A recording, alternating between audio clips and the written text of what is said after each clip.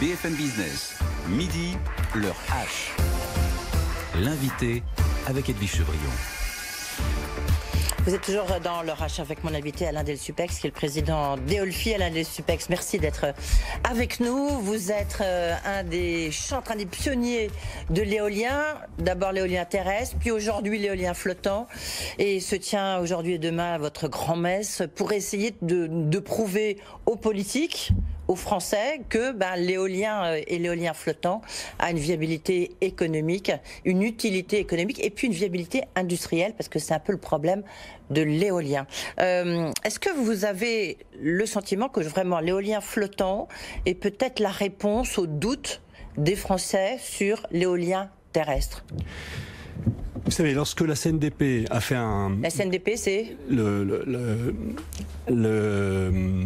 la colle, oui. Oui, c'est l'agence publique en charge... C'est l'autorité publique en charge des débats publics. A ouvert un débat sur la PPE, qui est donc... La programmation pluriannuelle de l'énergie. 65% des Français se sont exprimés en faveur de l'éolien en mer, sont favorables et soutiennent l'éolien en mer. Donc nous sommes dans un pays qui est très ouvert à l'éolien en mer, très ouvert aux renouvelables et en plus qui bénéficie d'un gisement de vent extraordinaire grâce à ses façades atlantiques et Méditerranée. L'éolien flottant, pour le remettre dans son cadre, c'est d'abord une très belle histoire. C'est une histoire qui a commencé il y a longtemps parce que notre planète est bénie en termes d'énergie, parce que le soleil nous envoie en 1 heure autant d'énergie que l'humanité en consomme en 1 année. Donc nous sommes entourés d'énergie, on a une surcapacité énergétique qui nous vient des océans. Oui, alors, vous ne répondez pas complètement à ma question, c'est-à-dire c'est le flottant, d'abord, c'est des très grandes éoliennes qui font combien ? Alors elles peuvent monter jusqu'à 220 mètres, voilà. Mais elles sont à 30-40 km de la côte. Voilà, c'est ça, mais elles sont... On les construit dans un port et ensuite on les emmène en mer. Elles ne sont pas fixées. C'est ça qu'on appelle l'éolien flottant. On va commencer par faire plein de pédagogie parce qu'on entend des mots dans tous les sens, donc c'est pour ça que c'est intéressant. Tout à fait. L'éolien flottant, la différence du posé, n'est pas fixé sur le fond marin, mais simplement ancré comme une plateforme pétrolière. Si vous voulez, l'éolien flottant, c'est le moyen d'aller chercher le vent au grand large. Donc on est à 30-40 km des côtes, là où les profondeurs d'eau sont telles qu'il n'y a pas d'autre option que de faire flotter les éoliennes. Alors comment fait-on ? C'est assez simple. On réemploie, on réutilise une technique qui est très maîtrisée par les grands groupes de l'offshore pétrolier et gazier qui font des plateformes pétrolières. On ne le sait peut-être pas beaucoup, mais la plupart des plateformes pétrolières sont flottantes. Et elles sont d'un poids, d'une dangerosité qui est très supérieure à celle d'une éolienne. Donc on est capable de réemployer la technique de l'oil and gas offshore pour l'appliquer aux flottants. Oui.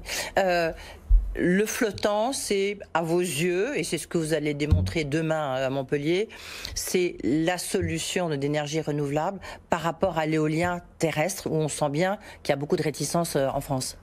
Alors, il ne faut pas opposer l'un à l'autre. De facto. Je pense que le bon mix énergétique, c'est un bouquet très ouvert. L'éolien ne doit pas représenter plus de 20-25% du mix énergétique français, pas plus qu'aucune autre filière. Je pense qu'un bon mix, c'est un mix où aucune filière ne vient écraser les autres, afin que chacune d'elles puisse se développer et réduire ses coûts. L'éolien flottant, effectivement, est né, ne serait-ce qu'au sein d'Eolfi, que parce qu'on a bien vu un phénomène de saturation terrestre qui fait qu'on a été chercher la croissance en mer. Oui. Et la France a un énorme avantage, c'est qu'on a un gisement de vent fabuleux. La plus grande façade maritime en Europe. Absolument, et donc entre la Manche, l'Atlantique, le Mistral en région sud et l'Occitanie qui a la Tramontane, on a 4 régimes de vent absolument indépendants, très puissants, qui nous offrent une capacité d'énergie très supérieure à ce dont on a besoin.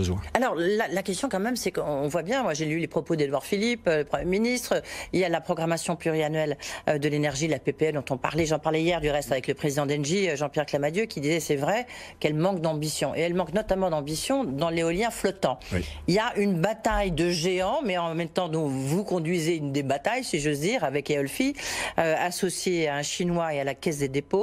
Il y a 4 projets d'éolien en mer. J'ai l'impression qu'on en parle, mais depuis 10 ans de ces projets en éolien en mer, et encore là, c'est même pas encore du concret. Qu'est-ce qui se passe? Où est-ce que ça coince? C'est le moment de pousser un coup de gueule à Alain Delsupex. C'est sans doute ce qu'on va faire, car le gouvernement actuellement a proposé un plan à travers la PPE qui consiste à a proposé 25 éoliennes en Bretagne en 2021, 25 en Méditerranée en 2022, et puis un trou d'air en 2023, plus rien. Ouais. Et puis en 2024, on reprend entre 25 et 50 éoliennes. Voilà, ça c'est le plan du gouvernement actuel. C'est catastrophique. C'est catastrophique parce qu'on ne peut pas construire une filière industrielle de cette manière. Si on veut marquer et lancer la filière industrielle française, qui est en tête, grâce au fait que nous avons 4 fermes pilotes en France, eh bien, il faut de la constance. Il faut de la constance dans les commandes et on ne peut pas avoir un trou d'air en 2023 pendant lequel on explique à nos ouvriers, écoutez les amis, partez pour un an et revenez dans un an. Les années sabbatiques, ça ne fonctionne pas dans l'industrie. Ouais. On a besoin de constance. Donc ce que nous demandons au gouvernement, il le sait, c'est une ferme commerciale tous les ans, 2021, 2022, 2023. Mais ça coince, parce qu'on voit bien qu'à chaque fois qu'il y a un pas qui est fait en avant, il y a 2 pas qui sont faits en arrière par le pouvoir politique. Alors, la PPE, elle est peut-être trop ambitieuse ou pas assez. Elle est trop ambitieuse si on se rate, parce que le gouvernement propose de mettre 6 milliards d'euros sur les énergies marines, 6 milliards d'euros sur 25 ans. Mais donc c'est beaucoup d'argent. Et en même temps, en mettant 15% de plus, on pourrait doubler la capacité éolienne flottante en France en passant de 1 à 2 gigawatts. C'est simplement parce que les prix vont baisser. La première voiture hybride fabriquée par Toyota coûtait plus d'1 million de dollars l'unité. Aujourd'hui, on les a pour moins de 10 000 euros. Eh bien, c'est la même chose dans toutes les industries comme dans l'éolien. Oui, mais en même temps, vous voyez, il y a la question, effectivement, il y a 4 consortiums. Vous êtes à la tête d'un consortium et on voit des batailles absolument sans nom entre EDF, Engie, vous... on voit quand même un des principaux opérateurs industriels, GE, qui se retire, qui vous a laissé tomber là il y a quelques jours, enfin ou quelques semaines, en l'occurrence qui fabriquait les turbines. Donc il y a beaucoup d'interrogations sur la viabilité d'abord industrielle, après on verra le côté économique. Alors je pense que c'est une bévue de croire que GE sort de l'éolien et de l'éolien flottant. C'est en fait un temps et contre-temps, à savoir que GE a lancé une 6 MW en 2011 lors du premier appel d'offres proposé par l'État, et aujourd'hui est en train de réaliser une 12 MW. Et la 6 MW est hors marché. C'est des grandes... C'est ces machines géantes qui ont doublé de taille en 10 ans. Et aujourd'hui, ce que dit GE est très, très compréhensible, c'est j'ai besoin de construire ma 12 MW. Elle est actuellement en fabrication à Saint-Nazaire pour la nacelle, à Cherbourg pour les pales, et elle sera testée cette année en sorte qu'on puisse voir une machine de 12 MW. Donc ce que dit GE, c'est il n'est plus temps de faire les 6 MW que de me demander EDF sur leur projet. EDF le comprend très bien. Même pour vous, en l'occurrence, non, vous devez travailler avec GE. Et en l'occurrence pour nous, puisque effectivement sur Groix, nous travaillons avec GE, c'est ce qui remet effectivement en cause le choix de machine, mais sur lequel il existe des alternatives qui nous permettent effectivement d'assurer un très bel avenir au projet de Groix et à nos projets commerciaux qui vont suivre. Mais on est dans une course de taille, car l'énergie que l'on capte est liée à la taille des machines, à la surface que l'on balaye, et donc les prix de revient baissent en fonction de la taille des machines. Donc plus on grandit, et moins on est cher. Et donc si on veut arriver à 80 ou 60 euros du mégawattheure, il est important de laisser les machines grandir et donc d'avoir un projet commercial chaque année. Oui. Et là, vous sentez, je ne sais pas, est-ce que demain, par exemple, il y a Édouard Philippe, est-ce qu'il y a un ministre qui vient à Montpellier ou pas pour qu'on essaie de comprendre un peu pourquoi ça prend autant de retard en France et pourtant il y a autant de doutes sur la viabilité, encore une fois, économique et financière. Ne soyons pas catastrophiques, la France est en tête du marché mondial grâce à une initiative qui a été lancée en 2015 de lancer des fermes pilotes. Aujourd'hui, l'éolien flottant, c'est 80% de valeur ajoutée française. Les pales, les nacelles, les tours... Il y a combien de fermes en France actuellement? Éolienne, flottante. La seule éolienne en mer actuellement est flottante en France. Oui. Et c'est un phénomène il y en a une seule. Il y en a une. Voilà. Pourquoi? Parce que l'éolien flottant a commencé il y a 10 ans en Norvège. La première éolienne a été installée en Norvège. C'était en 2009.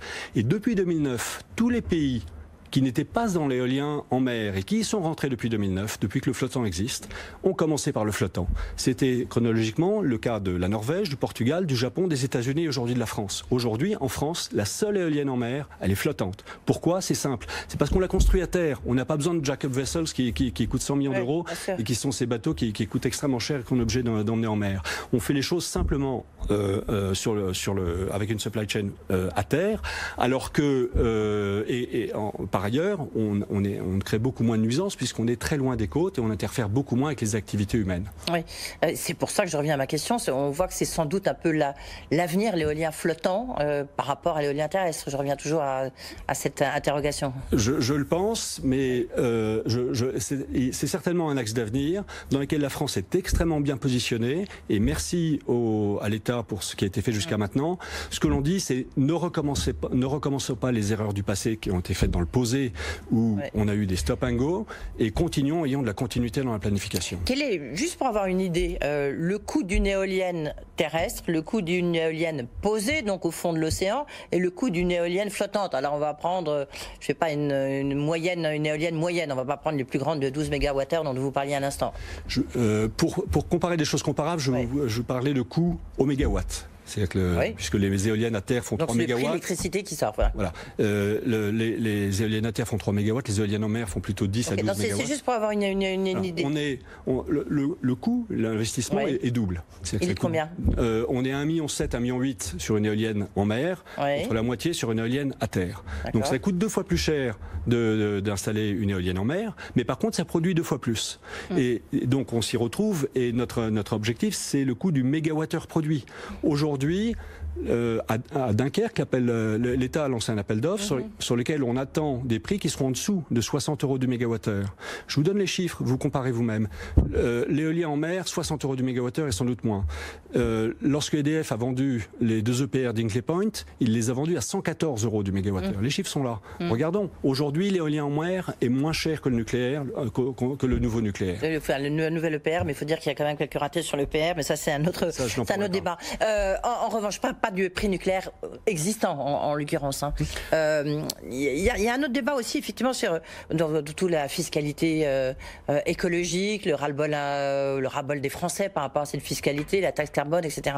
Lorsque vous regardez l'augmentation du prix de l'électricité qui devrait intervenir le 1er juin, en tous les cas on a eu l'aval de la CRE, la Commission de régulation pour l'énergie, on voit qu'en fait il y a la part des taxes augmente, je crois que ça a augmenté 35% en 4 ans, et notamment la part de financement des énergies renouvelables. Et donc les Français, ils en ont un peu marre de payer, même s'il y a une prise de conscience, ils n'ont pas réalisé avant. Est-ce que vous ne dites pas aujourd'hui, pour faire accepter le financement de ces énergies renouvelables, qui coûtent cher, avec EDF qui garantit les prix, je crois pour vous, c'est à 240 kWh, non? Non, mais pour une ferme pilote, on est à 240 pour 4 machines. Voilà, l'appel d'offres, il est à 60 €. Mais même pour les énergies renouvelables. Attendez, ma question, est-ce qu'il ne serait pas logique de faire un grand emprunt, c'est ce que proposent certains, pour financer justement la transformation énergétique et la transformation vers des énergies renouvelables? Alors tout à fait, c'est une excellente idée qui a été émise d'ailleurs par un économiste, Larouturou, qui je crois a été reprise par le président de la République, je ne sais pas s'il l'annoncera dans quelques jours, mais de faire une banque européenne du climat, que ce soit plus les citoyens qui payent, mais à la limite, des États même si... Tout à fait. Ça serait une grande initiative, un grand pas. Et je pense d'ailleurs qu'une des issues du grand débat, on est tous très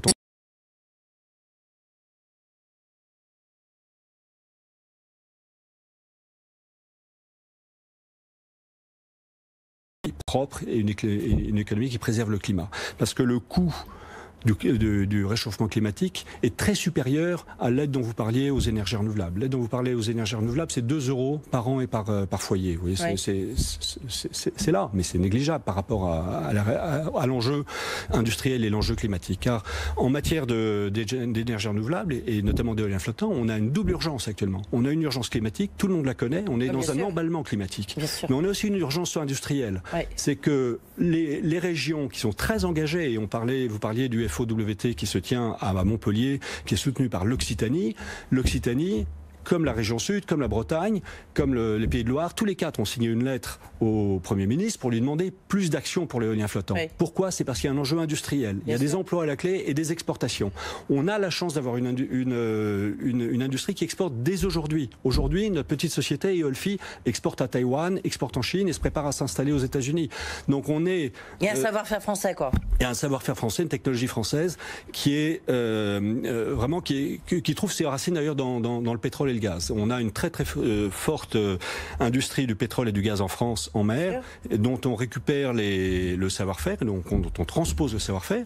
Et ne soyez pas surpris de voir arriver non plus des électriciens, mais des acteurs du pétrole et du gaz. Dans l'industrie de l'éolien flottant, il est de notoriété publique que des pétroliers comme Equinor, comme Shell, comme Total s'intéressent à l'éolien en mer, et notamment l'éolien flottant, et vont être les grands acteurs parce de qu'à la demain. limite, une plateforme pétrolière peut se transformer en une plateforme d'éolienne. Hein. On pourra l'imaginer. En tout cas, il y a un savoir-faire. En tous les cas, le savoir-faire peut être transposé, et c'est celui-là qu'on utilise. Oui. Vous travaillez avec un Chinois, Eolfi, donc. Alors, nous avons un partenariat financier avec CGN. Oui. N veut dire nucléaire. C'est le premier acteur nucléaire en Chine. Et un dirigeant d'EDF disait hier que l'avenir du nucléaire sera chinois. Je le pense. Et je pense que CGN, qui est notre partenaire, est très bien placé pour en profiter. Par contre, CGN est aussi un grand opérateur de l'éolien en Chine et souhaite l'être dans le monde, et nous accompagne actuellement sur un projet éolien flottant en Bretagne. D'accord. Et est-ce que vous pourrez aller travailler, Eolfi, travailler en Chine? Tout à fait. J'étais en Chine il y a 15 jours, j'y retourne dans 15 jours, invité par CGN justement, pour transférer du savoir-faire, mais avec une condition clé, c'est que nous, Eolfi, nous puissions investir dans les projets, être copropriétaires des projets en Chine et produire de l'électricité renouvelable, éolienne, flottante en Chine. Donc c'est en plus un grand segment d'investissement direct et d'exportation. Alain Desulpex, puisque aujourd'hui et demain, c'est un peu votre grand-messe. Quelles sont je ne sais pas s'il y en a 3 ou les 4 conditions pour que vraiment il y ait la création, il y a plus qu'une création, elle est déjà là, mais enfin qu'il y a vraiment une filière dans l'éolien flottant française, parce qu'on se souvient de la filière photovoltaïque qui a été un peu une catastrophe, mais qui a marqué les esprits, c'est-à-dire qu'il y a des grands avantages fiscaux, puis en fait finalement après on a donné les clés aux Chinois. Donc comment faire pour qu'il y ait une vraie filière dans l'éolien flottant? Alors, lorsque nous avons commencé à nous réunir autour de l'éolien flottant il y a 6 ans, nous étions 30 en France. Aujourd'hui, à Montpellier, vous avez 800 personnes qui arrivent ce soir, du monde entier, et la France est clairement regardée comme le pionnier de l'éolien. Donc nous avons un début de filière. Le privé est là, les industriels sont là, toutes les clés sont entre les mains de l'État, et précisément du ministère de l'Énergie, qui va signer la PPE cette année, j'espère. Et c'est donc à l'État à nous conférer le volume suffisant et surtout la cadence et la constance suffisante pour que nos usines puissent se remplir sans trou d'air en 2023, alors que la copie qui a été présentée en février montre un 0 sur les volumes qu'on fera en 2023. C'est simplement catastrophique, et j'espère qu'il y aura assez de bon sens au gouvernement pour voir qu'on a besoin d'une ferme commerciale par an, 25 machines en 2023, 21, 25 en 2022 et j'espère 50 en 2023. Et est-ce qu'il n'y a pas trop d'acteurs justement lorsqu'on voit que EDF, Engie, vous voyez vous... Vous savez, la concurrence est saine. Ouais. Il est clair que le marché va se consolider et que les pétroliers vont prendre une part importante. Je vois assez bien les grands pétroliers s'installer dans l'éolien flottant. Total, en l'occurrence. Total pour la France, Shell Shell ou Equinor ou d'autres pour d'autres pays européens, parce que c'est une autoroute pour rentrer dans le marché de l'électricité verte. Et quand on fera le plein d'électricité, on choisira une électricité d'une couleur particulière, grise comme le nucléaire ou verte comme l'éolien flottant. Et les pétroliers ont compris que le vert se vendrait plus cher. Oui, et puis surtout, c'est vrai que l'éolien flottant, vous l'avez mentionné, il y a beaucoup plus de vent en mer que de vent sur terre. Et c'est donc comme ça, il n'y a plus le problème du courant alternatif, c'est-à-dire du stockage en l'occurrence de l'électricité. De la variabilité du vent. C'est tout à fait juste. RTE, qui est en charge de l'équilibre du réseau, puisque tout l'enjeu c'est d'équilibrer notre réseau électrique. RTE a fait faire une étude par Météo France. Le résultat de cette étude, c'est que les 4 foyers de vent que sont Manche, Atlantique, Occitanie et PACA avec le Mistral sont totalement indépendants et créent ce qu'on appelle un phénomène de foisonnement. C'est-à-dire que l'un statistiquement rattrape l'autre. On arrive à un niveau de stabilité qui est meilleur que celui d'une seule centrale nucléaire. Une centrale nucléaire, ça s'arrête tous les ans. Eh bien, vous avez donc 10% ou 9% d'arrêt d'une centrale, et quelquefois de manière imprévue pour des raisons soit sociales, soit techniques. Donc, alors que le vent, il est toujours là. En plus, il est gratuit, et il y en aura toujours, même quand il n'y aura plus d'uranium. Oui, et puis il y a quand même la question, parce qu'on voit ça, pour l'instant, ça se pose pas en France. Enfin, du moins, on veut pas trop le voir, mais en Allemagne, ça se pose. C'est le coût du démantèlement d'une éolienne, notamment d'une éolienne terrestre, parce que le démantèlement, ça ne concerne que le pylône, mais en l'occurrence, on vous laisse le socle en béton. Donc c'est un problème, et c'est un gros problème en Allemagne. L'avantage de l'éolien flottant, c'est qu'à la limite, on tire tout. L'éolien flottant est remorqué vers sa position d'amarrage initiale. Elle y reste pendant 15 à 25 ans, et on la ramène à terre pour la démanteler. Le démantèlement prend une journée, Il est extrêmement peu coûteux et même le tonnage d'acier de l'éolienne paye pour son démantèlement. Donc c'est extrêmement peu cher à démanteler. Ça laisse très peu de traces environnementales. Réponse quand, à votre avis, dans tout ça, Alain Delsupex? On pense que le gouvernement va cristalliser sa décision au mois de mai. Oui, d'accord, d'où l'importance effectivement de votre prise de parole. Merci d'avoir été avec nous, Alain Delsupex, donc président d'Eolfi, avec ce grand enjeu, donc cette grande messe de l'éolien flottant ce soir et demain à Montpellier. Merci beaucoup.